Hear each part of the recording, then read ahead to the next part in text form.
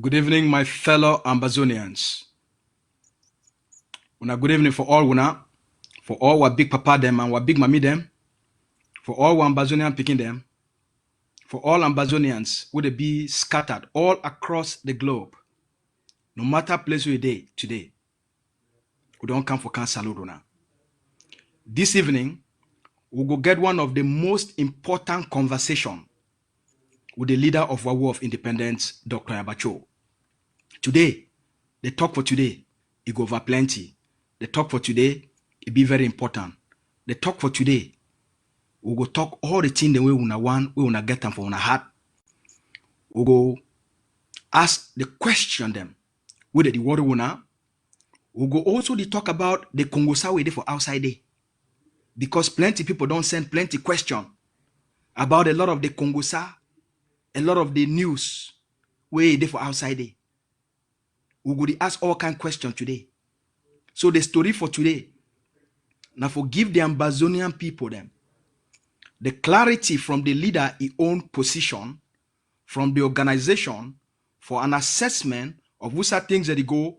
At the end of it, we'll come here today now for make sure say the leader he launch the stabilization force phase 2. So why would he talk about all these things and for address what people their concerns and may they get answers and present the people their question them to the leader? We therefore here today now for launch the phase 2 of the stabilization force. So all man, una welcome as they talk, the soldier they talk. Una place day, una cafe day, as Mama Woli they talk. Shake no day. Today, now the biggest day in terms of conversation with the leader. So una welcome all man.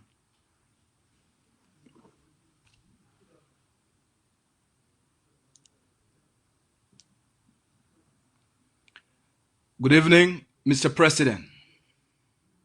Good evening, sir.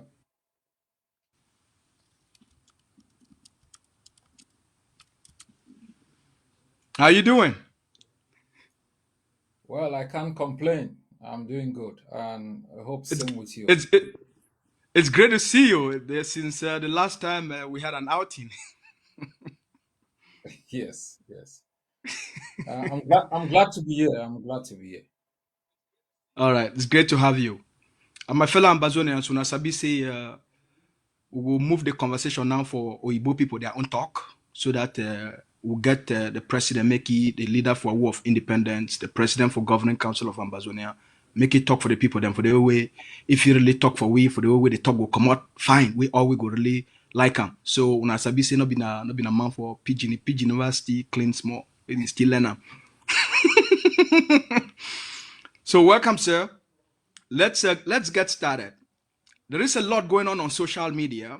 About 2 days ago, the Chris Anu of the Peaks IG made some severe accusations on your persons. It's a lot of things that have been said about you. Ambazonians are worried. We'll receive more than 50 questions if you are actually going to talk about this. Or is this one of those things where you don't want to talk about it? The egg of sea people don't want to talk about it. They don't want to get into this infighting stuff. What is this all about? So we've received a lot of questions, and that is the dominant questions in the minds of Ambazonians about these accusations that Chris Anu of the Peak IG has levied on your person. So let me take you through some of those. Number one, he said they have enough evidence from official sources that the ADF is part of La République du Cameroon and it's a proxy forces of the Cameroon military. That's the first one. What did you make of this statement? You want me to respond to Mr. Anu? This is the dominant question Ambazonians are asking.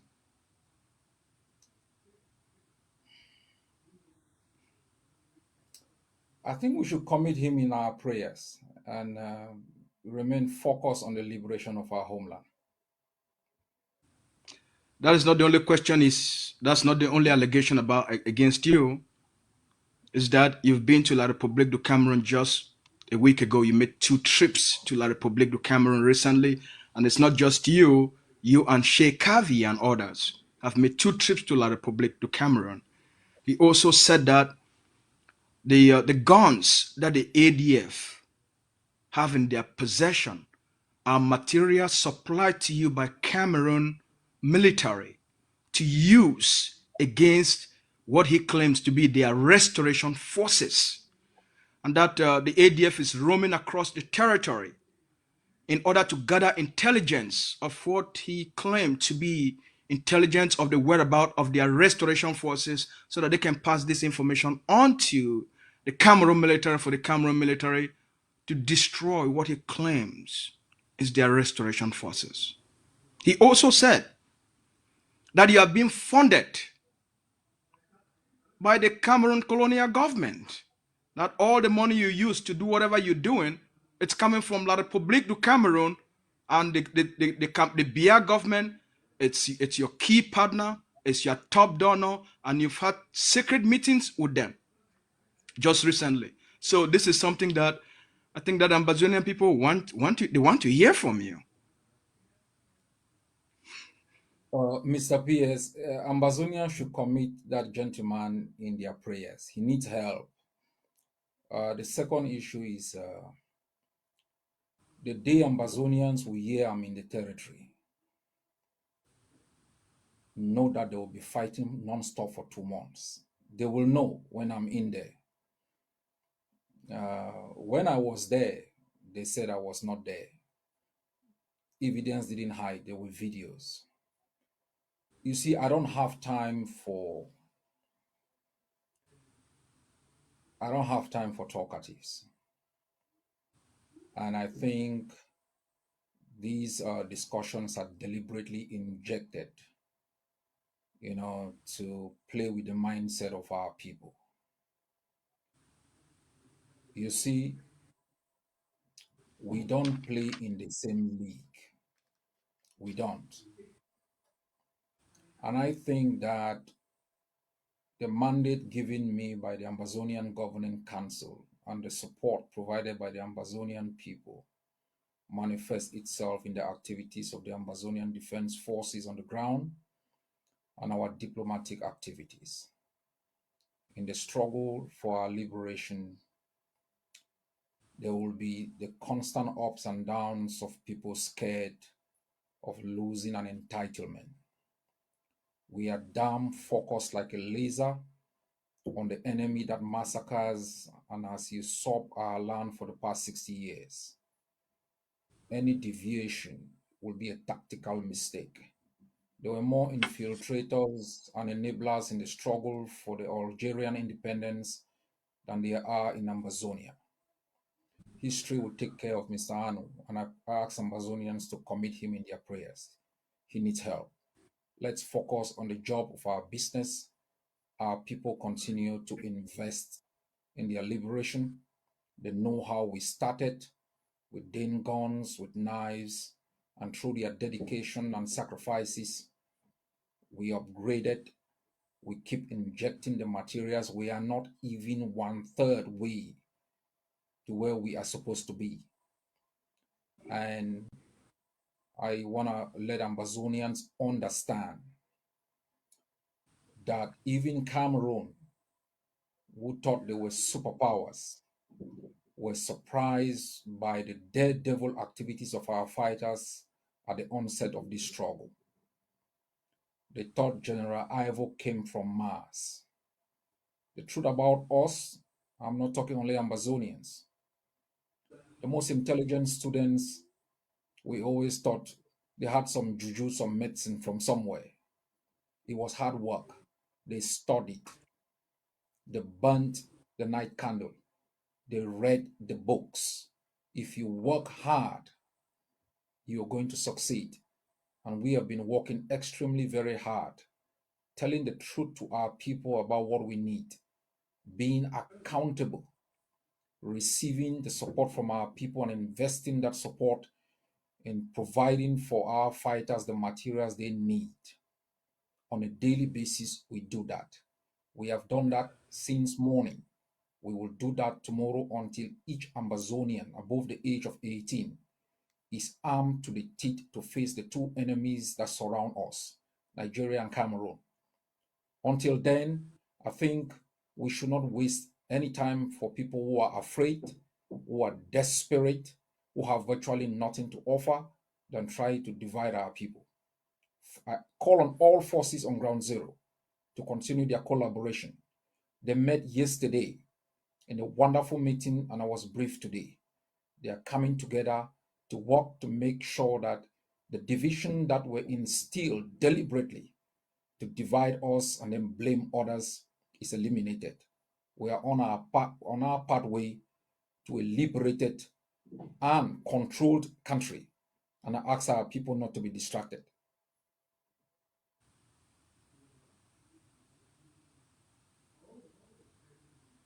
That's it. You have to say about all these allegations. You don't want to address them. That's all I can say to you. Ambazonians should be focused. Anybody who is desperate needs to check in a psychiatric hospital. There's more to that. Let me move to the second part of those allegations. That last Sunday, on March the 7th, you and members of your organization, you met in a meeting, and you had a meeting, and in that meeting, the agenda of the meeting was to come up with strategies to to come up with strategies in which you said, and you were the chairperson of the meeting, you said the ABC TV, Chris Ano, and Samuel Sako are your key enemies, and you ask those in the meeting to help you come up with methods and means to destroy them. Mr. PS, can we move on, please, to more important issues, please? All right, let's move on to other important issues. When you raise the big, when you launch the stabilization force in October, 2 weeks later, the people of IGK, led by Comrade Yerima, also launched the Big Rubber Gun Project. When you heard of the Big Rubber Gun Project, what did you make of it? The IGK is an independent group, and they have the right to launch, their project. And I think we should respect that. I understand the complaints, and I will address those things. Now, we have to be careful. Sometimes we say, they don't have forces on the ground, and if they want to mobilize their funds for their forces, we don't have a right to complain. I think that's clear. As a political leader, I will wish, and I have communicated that to them. The Ambazonian Defense Forces is a force for the liberation of homeland, and I would really appreciate if all of us focus in investing in the Ambazonian Defense Forces to ensure that we can speed up the liberation. But when you ask others to invest in a force that is under your absolute control, what are you offering? And I have made offers like the ADF's mandate is gonna definitely end on liberation, and we will together as a people during the period of transition establish transitional institutions that brings everybody together, everyone together, to look at the kinds of economic system, the political system that we are going to put in place, the nature of our military. And then we hand over those institutions to Ambazonians to now elect their members of parliament within their constituencies. Those members of parliament will sit in parliament. The majority party will elect the prime minister of the country. I'm definitely very confident that the fear of some that the Amazonian Defense Forces will be used, to install unilaterally a president does not hold true, especially when we consider the nature of our political system. The president is just a nominal figure, the head of government, and the sole instrument of policy formulation and implementation will be the prime minister, elected from parliament by duly elected parliamentarians elected from their constituency. So that is what I offer. I think it is difficult to launch any new defense initiative 4 years into our war. And my wish will be that we all focus and have some political compromises, focus on the Amazonian Defense Forces, rally the minimal resources that we have to provide it with what it's needed, enlarge and strengthen it, and make sure it has, what it's required to liberate the homeland. While we can sit at leadership to hash out some simple political compromises during the phase of transition and move forward as quickly as possible. Okay, we will be talking about those political compromises. I have some questions for you that have been submitted by the public. Now, let me ask you this. Recently, about 2 weeks ago, there was an audio that was sent out by Jumba Akuro, in which he stated that the leaders held a meeting. Were you invited to that meeting? And if so, why did you not participate? Yes, I held discussions with some of the organizers, I think a year ago, when they were still doing the planning.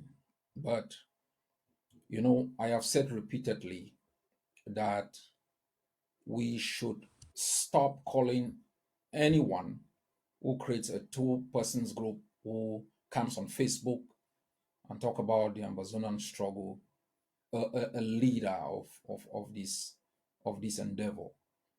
When we do that, we proliferate, the space with everyone. Everyone is important, but not everyone is a leader. Not because you scream a lot, not because you abuse and attack, that makes you a leader. And they are constituted groups within our struggle. You have the Ambazonian Governing Council that is driving the liberation agenda. You have the IG that came about through the process of hijacking the Skakov initiative. Those are the two principal groups. And I think if we focus on these two principal groups, it will enhance the possibility of collaboration and a more resource liberation agenda that can quicken, Cameroon's demise. I will not, I traveled to Nigeria. I met Siseko. I traveled to the United States. I met Dr. Sako. I met Dr. Akwanga. I met Bo. I met John. I met all of them. It has never worked. Why the so-called bringing leaders together has not worked is because we bring in journalists, we bring in communicators, we bring in political activists in the name of leaders, and we are not able to agree on anything.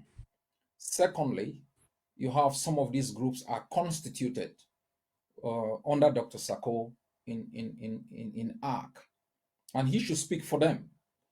He should represent their interests.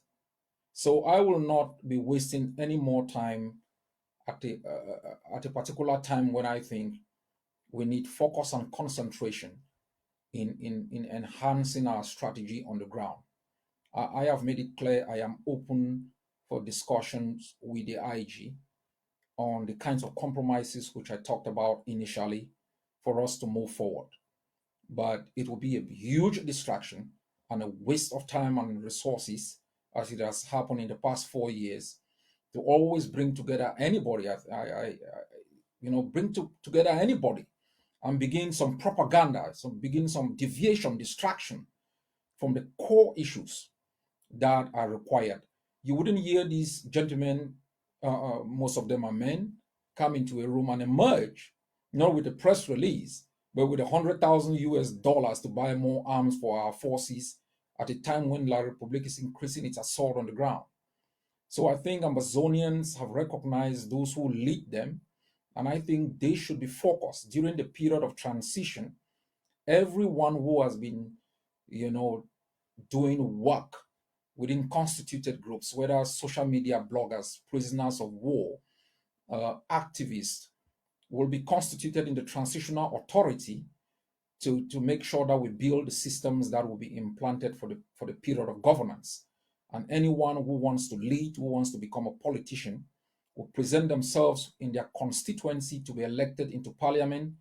And if they have the majority seat in parliament, they can become the head of government. All right. So, with that in mind, there is also a new group that was formed in 2020 called the Coalition for Dialogue and Negotiation. Do you consider the coalition, the CDN, as a new political bloc within the Ambazonian War of Independence, or how would you define what they do or the significance of what they do in terms of Ambazonian War of Independence? It's not in my powers to qualify or quantify or describe who groups are. Their charter, their bylaws defines who they are and explain their activities carefully. In terms of what the coalition is doing, is doing great. He's been doing a lot of targeted diplomacy. He's been involved in very serious diplomatic work. All what they are doing, we have also been and are still doing those things. And I think that um, what is critical, and I think with respect to your question, is this: the Ambazonian Governing Council and others who are the main bodies, representing the aspirations of our people, will be able to constitute a team of seasoned negotiators, including, members of the coalition who will report to the leaders. That should be made absolutely clear. I know in this struggle, you know, you go on the social media, you're reading all sort of stuff. You see one time Mr. Dr. Fontaine comes up, he's setting up something. You see one time Dr. Makongo comes up, and everyone is jittering. This is what should be clear. None of these people will be negotiating on behalf of Ambazonia except duly mandated by the established groups. That one Ambazonians should understand. What they are doing is what we call lobbying. They are doing good work. They will continue to lobby. They can lobby for groups. They can lobby on behalf of themselves. They can lobby on behalf of Ambazonians as a nation. But when it comes to the delegation of power, it will be done by the established groups. And because negotiations or negotiators, receive mandate from established groups and discuss to achieve the objectives for which those groups were established, which is independence. These groups are subject to public scrutiny to make sure their objective is in line with that of the Ambazonian people. And so no one will speak for us who is not clear on their objectives and whose position is not very clear to be that for independence. So we should applaud all those who are doing this lobbying. They are visible because they are not actors in the struggle. When we do diplomacy, it cannot be visible because if that is the case, Yaoundé will accuse those people of legitimizing the leadership, and that's troubling. But non actors in the conflict can do lobbying and do that publicly. But we are engaged in far reaching diplomatic initiatives, far bigger diplomatic initiatives, also sometimes liaising with the efforts that they are putting in place. And what we should be expecting is that whatever they are doing, they should liaise with the leadership and make sure we are all on the same page. And that is very critical going forward. I want to ask you this question that that was submitted to us from Ground Zero, and they ask, "What is your relationship with Ayok Tabe? What is the state of your collaboration with Ayok Tabe, if any?" And the follow-up question to that is: the collaboration just a symbol, or it has any substance? That's from Ground Zero.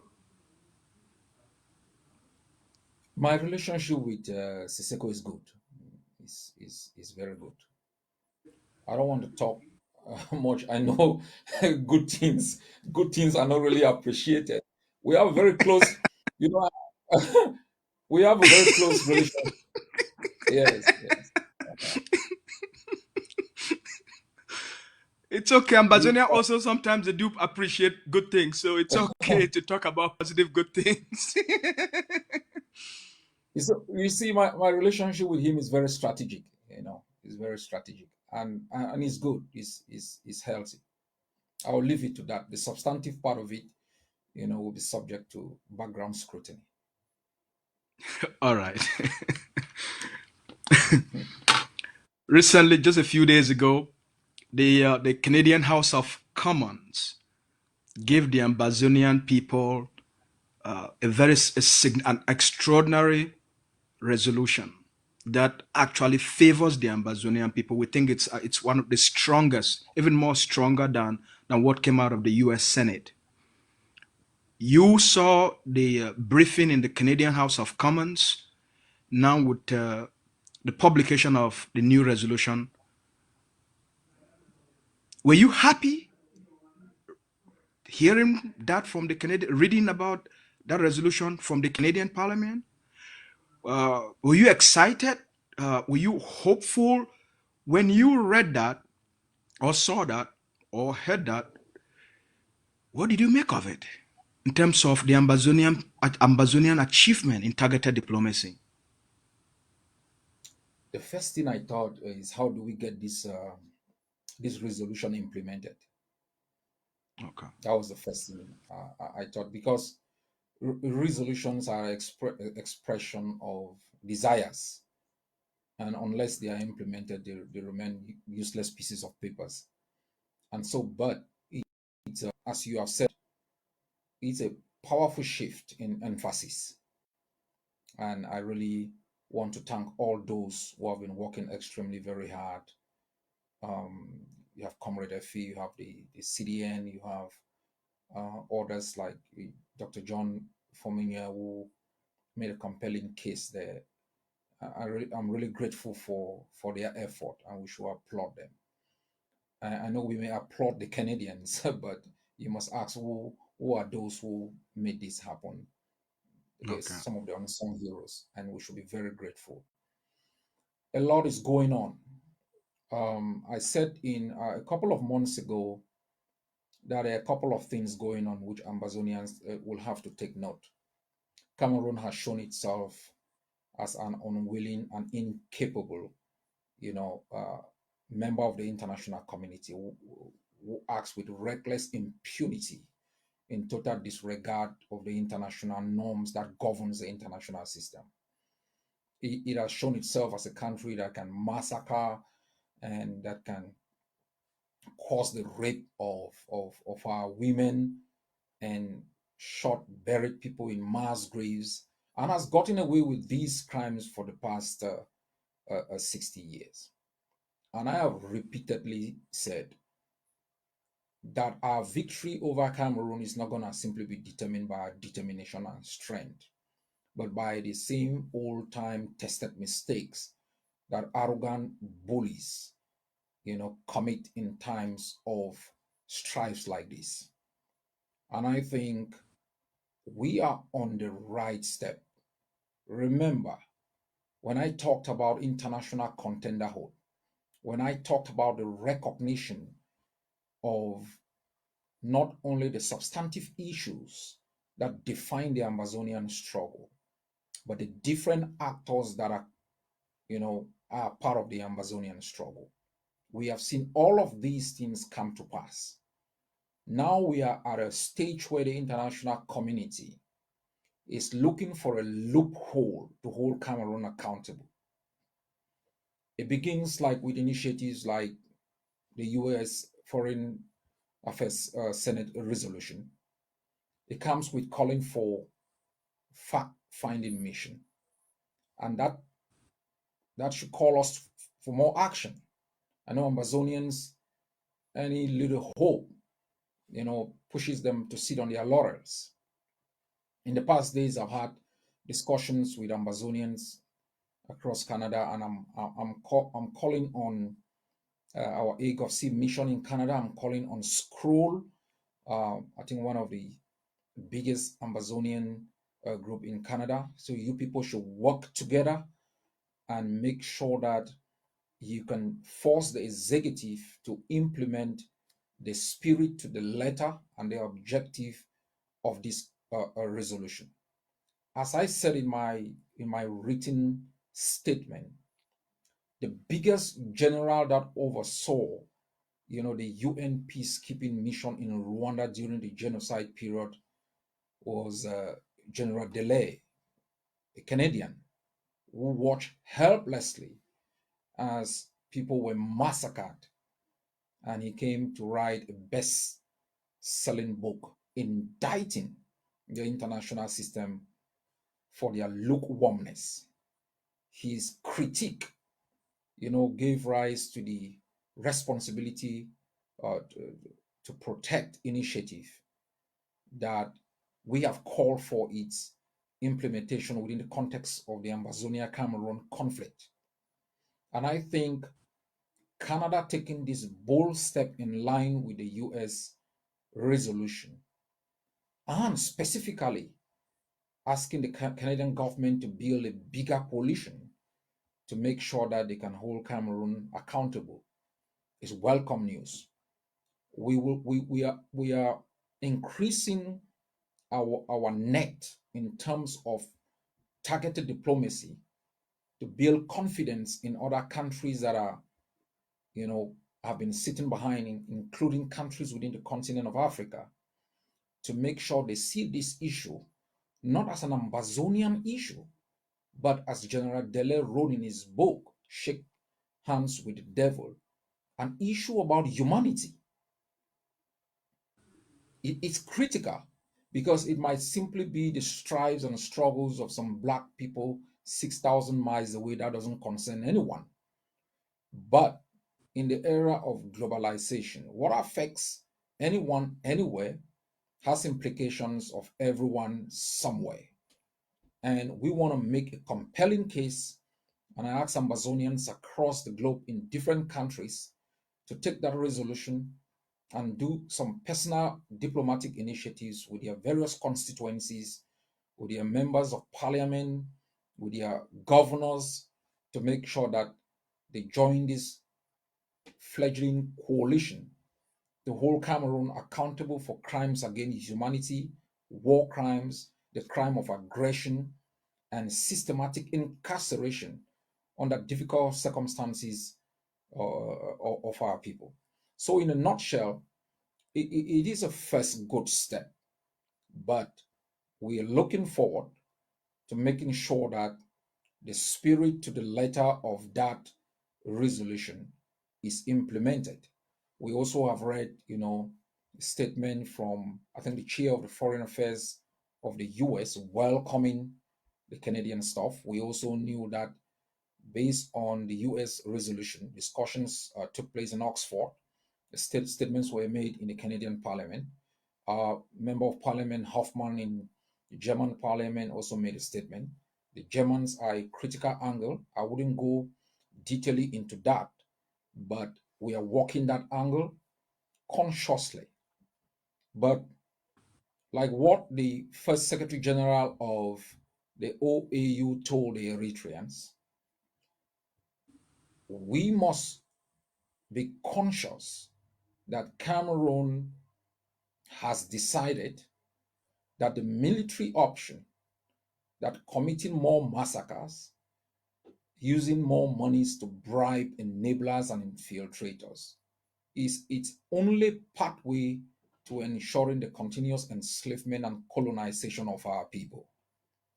That is its preferred option. And international law becomes silent, bold and good initiatives and resolutions become redundant in the face of the abject determination of a party in a conflict to prosecute that conflict with utmost determination using arms. That is why we will welcome these resolutions, but with the utmost determination to assert our independence using force. Assert the independence using force. Last month, you commissioned the elite forces within Ambazonian Defense Forces called Akamatsu. You commissioned them. They've done a great work. The ground is more stable. People are more hopeful. The ground is more confident. Today, you want to talk to the Ambazonian people about the second phase, the expansion of that force. What do you envision? Why is it a must now? Why is it critical? Why are you bent so much on the philosophy of armed resistance than anything else? First, I really want to thank the War Council, the great men and women within the War Council who work extremely very hard. Especially, you have the Deaf Chair who leads the War Council, and the Mandelas, the missions of the AGovCs, our great mothers in the United States, and that Ambazonians in general, in the face of all this intoxication and deliberate injection of confusion, you've been able to continuously believe in the strategy, in the leadership, and in the objective. It is not our words that really count. What we show matters. And what you've seen is just a microcosm of the big picture. At each stage of our war of liberation, we have analyzed our domestic realities. We have looked carefully on the actions of the enemy. We have looked at precedents in terms of how did the Eritreans do it? How did the East Timorese do it? And we've learned from those examples. Why did the Tamils in Sri Lanka fail? Why was there chaos after the independence of South Sudan? And we have phrased words, determine actions to highlight problems, and then we find solutions. So when we talk about stabilization and you look at South Sudan, you see destabilization. And so we want to project, a freed Ambazonia that is stable, and it's a hub for international investment, for the creation of wealth and opportunities for our people. For after all, that's the main reason why we fight. Now, in our last cabinet meeting, the defense chair presented a careful plan on how we take this struggle forward. Okay. Ambazonians have to be reminded that the block by block strategy was a spread out strategy for both us and the enemy. Spread the enemy thin, knock them off, hand over responsibility for the defense to each block, a sense of ownership, a sense of pride. When boys fight in cassava farms, they fight in Lonesome, or they fight in Gomogam, they have a sense of ownership in the defense of their community. It spreads Yes. the enemy thin, makes them an easy target for total annihilation. We then realized that the block by block was also exploited by individuals out here to create the concept of my boys on the ground, where you could send a couple of hundreds of dollars and you claim to be running a defense group. That created some problems in the long run because these persons were incapable of sustaining the activities of those forces. Those forces became weaker, some became instrumentalized to be acting in a way inconsistent with the stabilization plan and the protection of our people. And we realized that one of the most important components in our liberation strategy is the relationship between our fighters and our population. Keeping our population always excited about the struggle, its objectives, and the strategies we put in place is central for long-term sustenance. For And sure. we determine if we do not institute a stabilizing force that is able to project authority on the ground, give confidence to the peripheral forces still fighting in the blocks, able to defend them and back them up, project confidence at the level of the international community to see us as a system that can provide stability and a space that cannot be taken over, take over the ungovernable spaces created by the defeat of La République du Cameroon, we will neither get recognition nor long-term support from our people. And that's why we launched, the stabilization initiative to mobilize 500,000 US dollars to begin to train, equip, and project a force for the Ambazonian people that commands respect, give confidence to our people, make us respected beyond our own shores. We worked extremely very hard. Our generals worked very hard. We built a force that brought in fighters from Lebialem, brought in Christians, brought in Muslims, men and women to show, the cosmopolitan nature of the Ambazonian society. Our differences, we can definitely really fight together, die together, and head to Boya together. And we have successfully established the force.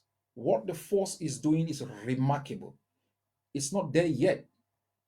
And sometimes while I see you people on Facebook and social media celebrating, I think we are not there yet. We aren't there yet. Yes. And I think we are moving into phase two. Okay. Expand and consolidate. Expand and consolidate. My vision is this. By October 1, we have a force that can determine the day a La République soldier lives or die. Now we can engage in surgical search and extract operations within urban areas. We can marshal our forces across rural areas. We can establish perimeters. They are weak perimeters. If we strengthen in terms of numbers, quality in terms of training, more sophisticated weapons and high caliber weapons, and increase our ability to pop out La République out of their armor cars. All the efforts of the US resolution, the Canadian resolution, will be consolidated. If we do not strengthen constantly and demonstrate our ability to sustain the resistance, it will weaken the strength of those who bat for us outside. And I think we are in the perfect moment in our struggle to be able to strengthen our men and women on the ground, focus like never before to do that. It will make 2021 a year to remember in the history of our struggle. So, if we understand you clearly, how strong Ground Zero is determines the response of the international system. whether US Senate resolution is implemented or not, whether the Canadian House of Commons resolution is implemented or not, is dependent upon what the Ambazonian people do to show their determination to project power on the ground. Is that correct? There is one dialogue I read in, and I'm not a student of history, but in my research, what I call the Melian dialogue. You know, it is critical to determine how the international system works. Power is the singular monarch as far as the international system is concerned.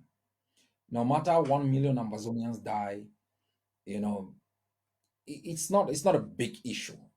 The world is not concerned uh, today because there are a million IDPs, hundreds of thousands of refugees. The projection of Ambazonia today is single-handedly in the hands of our forces. The Canadian resolution will be put in the dustbin in the next 24 hours if La République projects power on the ground and shows that it has defeated Ambazonia. Remember, the Tamil Tigers control 3/4 of the Sinhalese area within Sri Lanka. Their headquarters was almost here in Oslo. They were powerful. They held peace talks here in Oslo.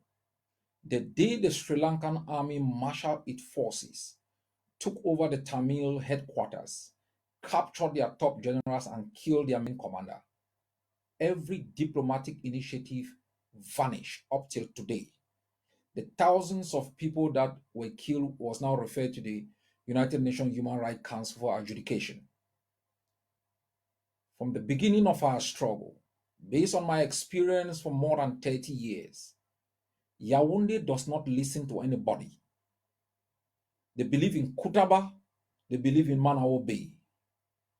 The only reason we are still around today is because we matched them method for method and ideal for ideal. And in both fronts, we humiliated them. In terms of our ideals, we proved the world as the first democracy in the continent. We've established a better system than that exists in Cameroon. We've shown in our diplomatic outings our ability for tolerance, compromise, tolerating Cameroonians despite their impunity, tolerating Nigerians despite renditioning our own leaders back into their jails, compromising on key issues with international institutions on the pathway to bringing justice to our people. We have demonstrated in terms of our method that we can dismantle, their checkpoints, we can eliminate their administrators, we can ship them into armor cars, we can capture them. We have outsmarted them in both fronts. Now, can we maintain that momentum?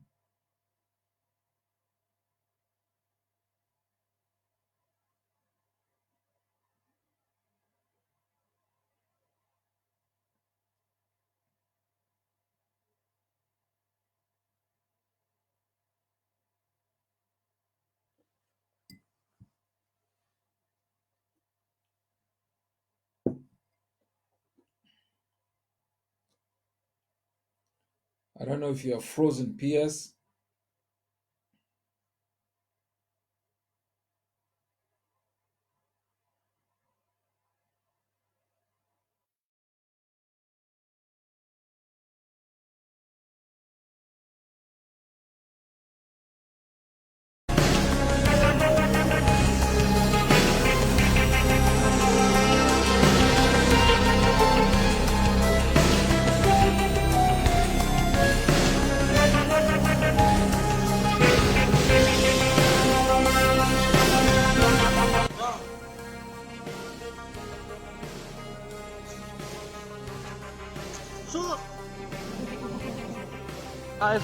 Era kaman two forces in this.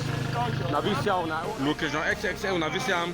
Then era kaman two forces in this. Navisiam Ambazonia people. Now the army in this way they on ground zero. Finally ground zero. We don't finally get the army way we control ground zero. Now there come two forces in this. General big number and not be easy when I got you and get power. Ajin big number this. Work I crochet boys them no easy, but na God.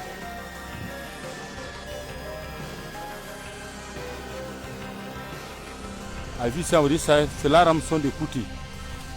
C'est la ramson de Kuti. Na hita so, we just want to organize this today the 6th January 2021. This is the beginning of this. Na do bakona so. I vis in front na the battle in that.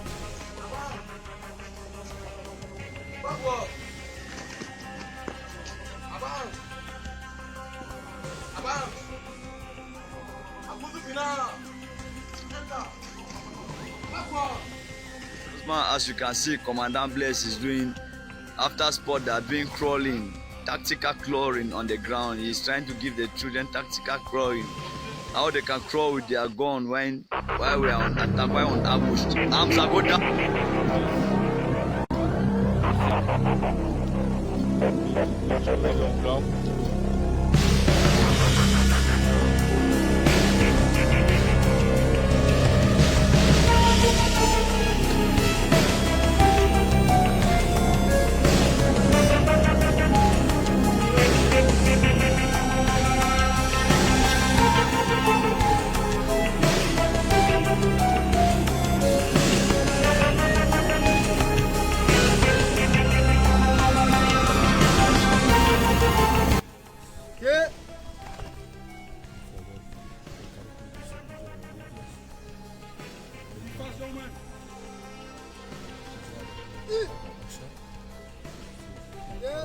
War na material. War na material. Let's see war.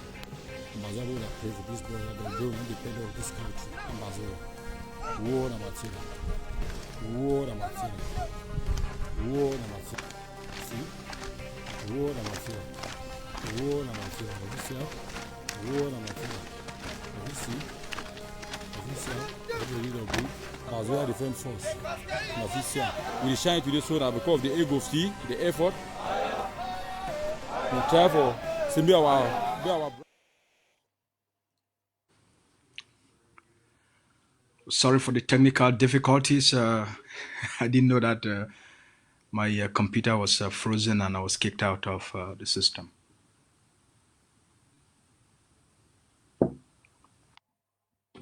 I'm happy to be back, Mr. President. Thank you for your clarity and the audience are pretty excited about what you were saying about the connection between the strength of Ground Zero and the response of the international system.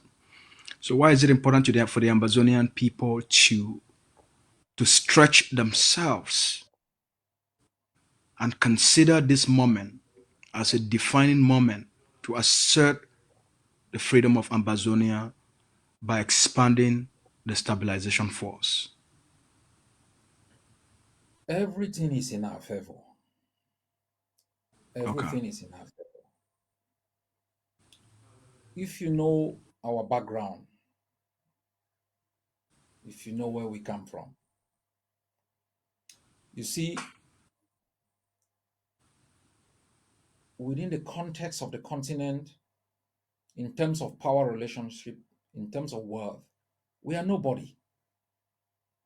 Ambazonians are virtually nobody. But if you look at where we are today and compare that to other struggles, and then you will really say, there is God. Sometimes I doubt if it is simply by our strength, things happen. You cannot explain. This is a country that has been so violent. I mean, it has set itself as though it owns Ambazonians. Even for those who ever use its passport, it is a struggle. Everything for the Ambazonian within the context of Cameroon has been a struggle. To get a job, to go to the doctor, to get even a passport from them, to get an ID, to drive on your highway, to visit, it's a struggle. Ambazonians are, they struggle on a daily basis to survive. We don't have renegade generals. If you go into Nigeria, You have angry generals who are wealthy. We don't have angry businessmen who are multimillionaires. We don't have former ministers who are so angry about what the system has done to us, whom you say are backing Ambazonians. We don't have any of those things. The Eritrean struggle, Eritrean leaders were having meetings with the Egyptian president. Other struggles had backing from states. We have none. We are not in the jungle like the FARC rebels in Colombia. We are in urban areas. We are controlling territories. We are running community schools.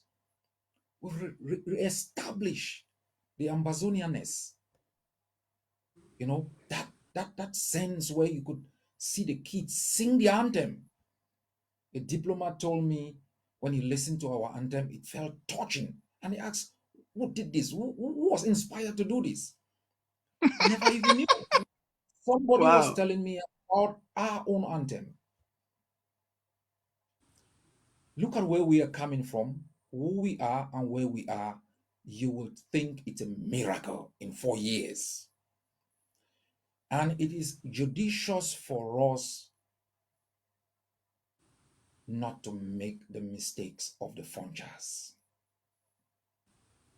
not to make the mistakes of the John Frondis, who wielded a lot of power. The Funchas and the Endelis could walk out of the eastern bloc of Nigeria, set up office in Boya, and allowed themselves to be outsmarted and outmaneuvered by a Fulani man because they failed to establish our force to defend the territorial integrity of our homeland. The same year that Frondi won an election, a few years later, the opposition leader in Madagascar won an election. The president of Madagascar stole that election. He cut the country into two, established a force to defend his own part, proclaim himself the president, while Frondi was being locked up by the loser in the house. We have come thus far. I also enjoy politics. I like debates. But it doesn't give you freedom. It doesn't give you independence. Only force. Only force. And we apply it proportionately. As you asked in your question, why my dogged determination on arms and stuff? It's not to invade La Republic and take it over. If you have been in a neighborhood where everyone is armed and they decide when you live or die, whether you have, any factor of production or not, you better be ready. They will be stupid if a leader leads a liberation struggle and does not prescribe the required medication to the people. I am clear, nothing other than establishing a force that sends a message even without firing a shot to both our enemies. And we are there. I'm so confident that if Ambazonians focus on strengthening the Ambazonian Defense Forces and its sister forces, we will enter the phase of transition, concluding through outright military victory, like Kagame did in Rwanda, or as even the Eritreans did, and then negotiating how much Cameroon owes us. With enough force, we can roll into Mbuda and take it over and hold it until all those murdered are accountable for. How much they owe the families whose kids have been bludgeoned. How much they owe us for 60 years of thuggery, molestation, and arrogance. With the force, you can do that. With the force, you can protect your borders after independence. One of the strategies of those you defeat in times of liberation is to destabilize. Deliberately to destabilize your new country so that there is no more incentives by others in different places to fight for liberation. Destabilize so that economic prosperity cannot take root and your citizens rise up and prefer the state under occupation than freedom. Destabilize so that they can bring puppets from outside to take over your country and institute system that gives you political freedom, economic slavery. If we focus Ambazonians in a very short period of time, we will transform the Canadian resolution into an act that holds Cameroon accountable. We will bring other partners to be able to support that initiative. And I think we are very close. So, do you have a timeline in terms of your appeal to Ambazonians? Because the first phase of the stabilization force, you and your leadership and your team and the general on the ground, you accomplished that task just within 90 days. How were you able I to need do 30 days. something like that? I don't have 30 days. I have divided these in phases. The first Okay. 30 days, and then I will determine by the end of the first 30 days the next period. But in the next 30 days, we need a lot of money. And I ask every Ambazonian, those who have always remained committed, those who believe in the ideal of freedom for our people, to give all what they have. We will be organizing in the coming days a massive fund generating event. We need to put more guns. We are doing training of specialist ID experts to be able to make sure we eliminate every La Republique ammo car so they can stand and fight since they declared war on a tarmac. I will be coming into your homes. I will be reaching out personally. I will be talking to your various groups. I will be talking to you in your various cities. Don't hesitate, Amazonians. You've seen phase 1. Phase 2 is a new level, and we will show you the result. The next 30 days are crucial. If we want to transform these resolutions, these initiatives out, we must project certainty on the ground. Yesterday, we did something crucial in this struggle. Yesterday, the Foreign Secretary of the AGOVC did something crucial.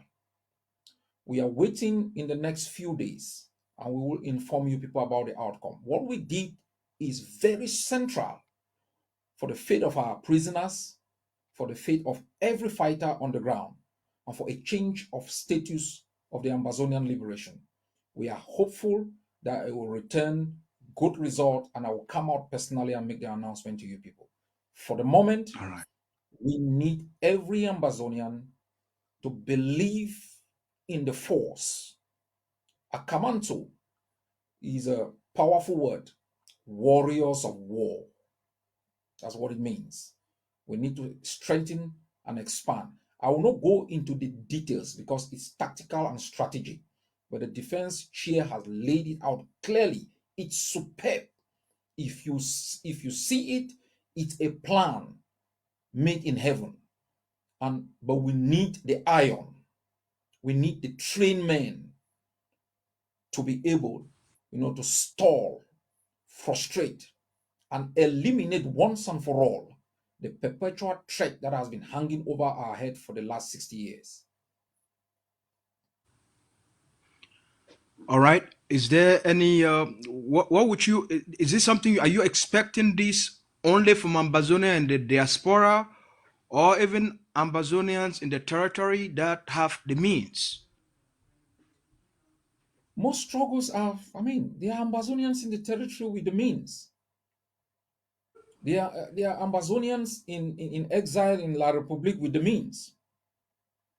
I call on Ambazonians everywhere you may be to consider your own theater, consider that place your own theater of operation. Eritreans who were living in Ethiopia were crucial in providing intelligence for actions, were crucial also in providing resources for the liberation. Everywhere you are, that is your theater of operation. And you should reach out to the peers who is a credible mobilizer to make sure that we can achieve some specific objectives in the next 30 days. It is specific, it is strategic. It's a kind of what I call a ring fence objective. If we achieve that, and you will not be smiling, and I mean you'll be laughing from ear to ear, and you must have done a great service to all those who've gone before us, laid their lives for this noble objective. All right, sir. Thank you very much. Do you have any closing remarks? Well, I just want to thank our people. I want to thank our people. And I also want to tell our communities, Ambazonian communities in the homeland. Some communities have taken upon themselves to begin to collaborate with the enemy. You are committing treason. I know amongst you are enablers planted within chiefdoms and fondoms, elites who have benefited from the occupation of our country, who instrumentalize your pain, to transfer you back, to the enemy. A commander, I think in Bonge, I watched his video and I was proud, the same way I was proud when I watched Grandpa on the 1st of January. And he asked the community, if you quantify what you think the Ambazonian fighters have done to you in comparative terms with what Cameroon has done against you for the past 60 years, will you have enough evidence to really sell your country? You cannot collaborate with the enemy. If there is a crisis within the community, reach out to the Deputy Defense Chief of the Ambazonian Defense Forces, Capo Daniel, or reach out to his deputy, Comrade Horace. They will reach out to the forces within that community and make sure they restore order. Our aim is to build a stronger relationship between our fighters and the community. No community in a time of an existential struggle should take upon itself to enable the activities of the colonizer, provide access to the occupant to be able to kill our forces. You are committing treason, and that community will be held responsible. I want to thank the communities that have always accommodated, fed, and provided support to our forces. This is a collective struggle. It's not a struggle only for the Ambazonian fighters. It's a struggle for our civilians. It's a struggle for our men, women, both old and young. And I appeal to you to continuously exercise your right to live in peace and in freedom in the country of your birth.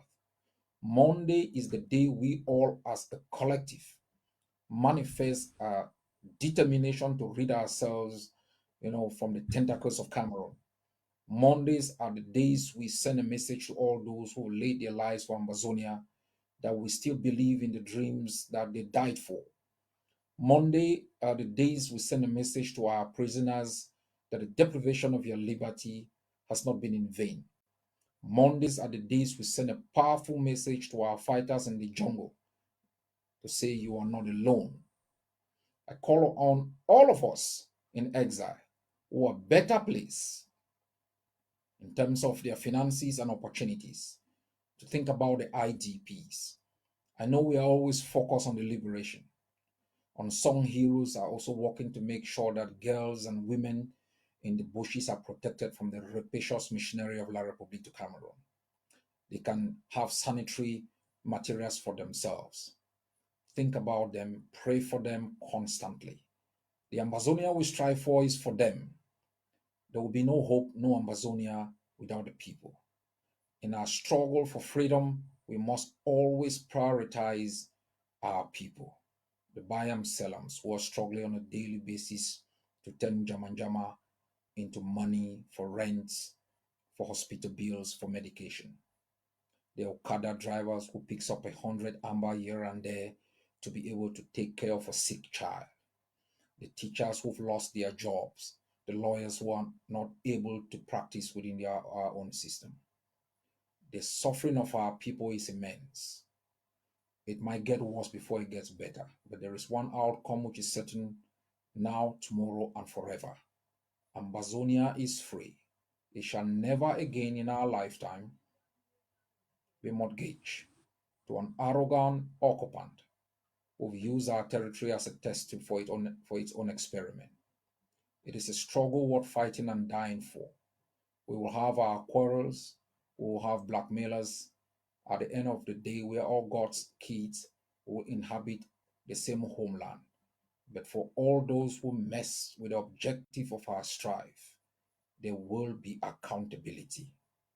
My fellow people, the sun rose over our homeland. It is still shining. Don't let that light be extinguished. God bless you, and thank you, PS, for this interview. Thank you so much, sir. Ambazonians, when I get a good night, we'll talk for all man tomorrow.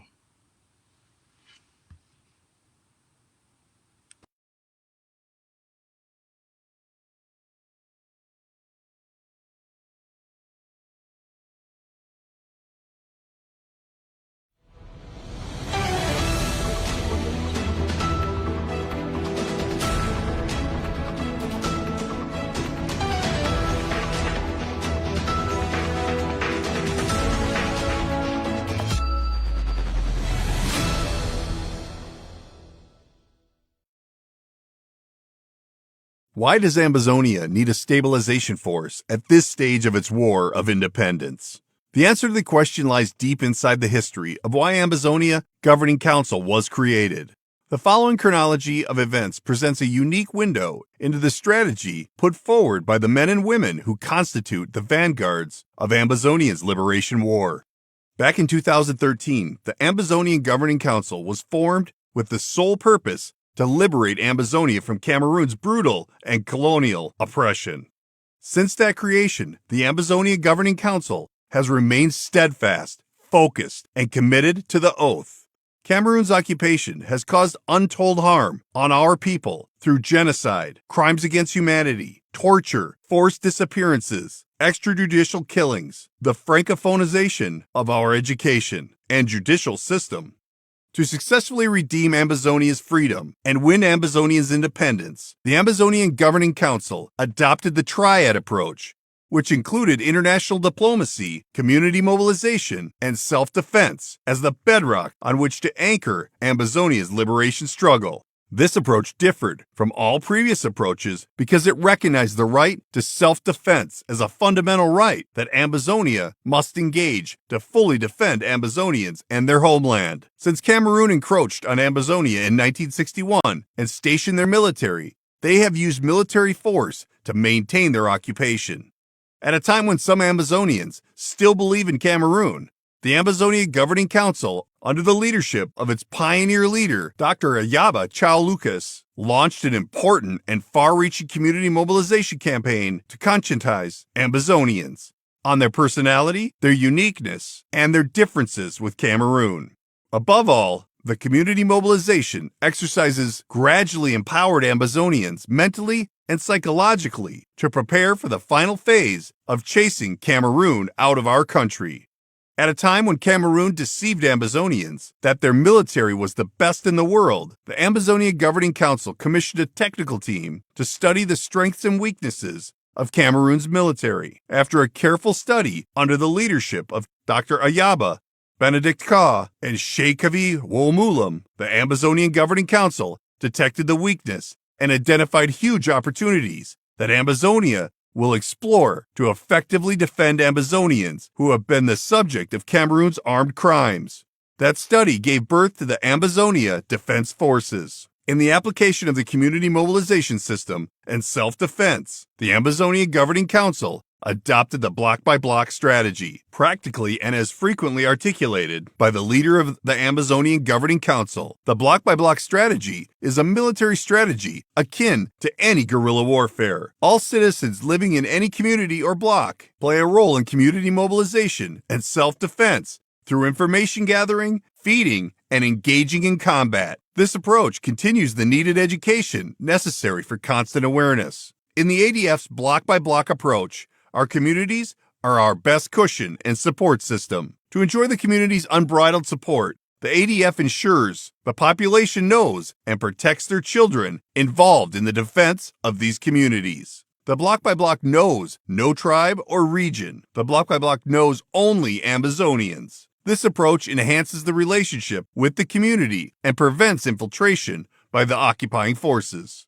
Generally, occupying forces confuse local communities, dress like community forces, and commit terrible crimes against the population, as it happened in Garbu. They have repeated these in many instances because of the confusion in our communities. This is an enemy strategy to kill the confidence between our forces and the community. Diplomatically, the Ambazonian Governing Council has engaged multiple intentional actors, including international organizations, foreign countries, and readmitted Ambazonia in the UNPO. The Ambazonian Governing Council successfully got our story deliberated in foreign assemblies, foreign ministries, international organizations, foreign universities, etc. More importantly, the Ambazonian Governing Council runs missions in most foreign countries across the globe. Our missions engage in grassroots education by educating our friends and colleagues on our story. They carry the message to their elected representatives, who in turn make decisions. While these countries continue to engage in discussions on what roles it would take to address Cameroon's genocide campaign upon our people, the Ambazonian Governing Council recognizes that it is now up to us, the brave people of Ambazonia, and our forces to defend ourselves and drive out Cameroon from our land. We promised ungovernability. We have now achieved that. Now is the time to stabilize the ground so our transitional authorities in our communities can begin the work of self-governance. Your stabilization force now has the mission of ensuring our transitional governance authorities within the territory would be able to perform their functions in a secure and peaceful environment within liberated parts of the territory. Cameroon and the international community must now come to the reality there is now a governance vacuum in Ambazonia. Because of the vacuum now created thanks to the triad of the Governing Council, the next phase of our Ambazonians' liberation war requires a large, well-trained, and well-equipped force. To respond to this timely and strategic need, the nation's stabilization force is now being commissioned, with their single most important mission to get rid of Cameroon's last forces hunkered down in the isolated bases and armored cars, while maintaining law and order and providing security through the entire territory of Ambazonia. We now bring to you the tip of the spear of our nation's defenses, the Stabilization Force. When the defense chief of the Ambazonian Governing Council signed the declaration to begin active defense operations against the occupation forces of Cameroon, one of the primary missions was to make the territory completely ungovernable. That goal has been achieved as Cameroon has completely lost all administrative control over Ambazonia. Ambazonia's stabilization force is now ready to begin the systematic and coordinated operation of flushing out Cameroon's occupation forces. Your soldiers are now ready and equipped with very lethal weaponry. They are all sworn to defend the homeland. The sovereignty of Ambazonia will forever remain non-negotiable. Ambazonia has risen.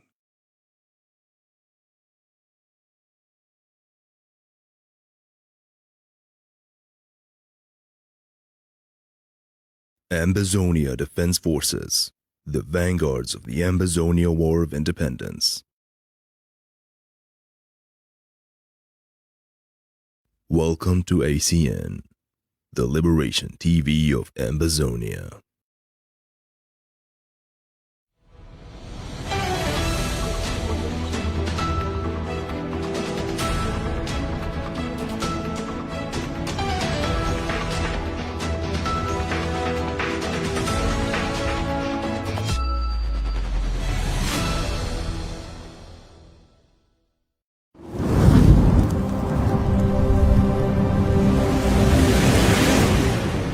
Stay tuned on ACN TV.